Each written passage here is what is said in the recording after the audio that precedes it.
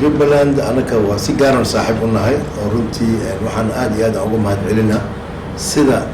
farsamada leh ama xirfadda leh oo ay u soo tabiyaan barnaamijyada runtii TV badan ay la macaamilnaa hadii Ilaahay idmo inuu ka dhigo sanadkan sanadkiisna meesha maanta ay joogaan meel ka sii horeysa waayo runtii yani siday u tallaabsadeen yani markaad ka fiirsid yani muddada kooban ee TV-gaas uu jiray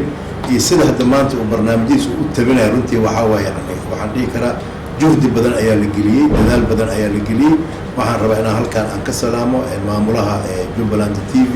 oo runtii aan leeyahay shaqo fiican ayaad qabatay shaqada qabatayna dee ummadda Soomaaliyeed gaar ahaan ummadda Jubbaland ayaa ku qiraysa anaka daana booliiska Soomaaliyeedna waa ku qirayna hadii Ilaahay idmo waxaan rajaynaynaa markaan kulanno in aan kelmad intaas ka sii qurux badan aan ku dhihi doono oo ku saabsan shaqada fiican aad ka qabateen sidii uu noqon lahaa Jubbaland TV yani TV oo la tartama TV-da kale maanta dalka ka jira asagoo kii ugu dambeeyay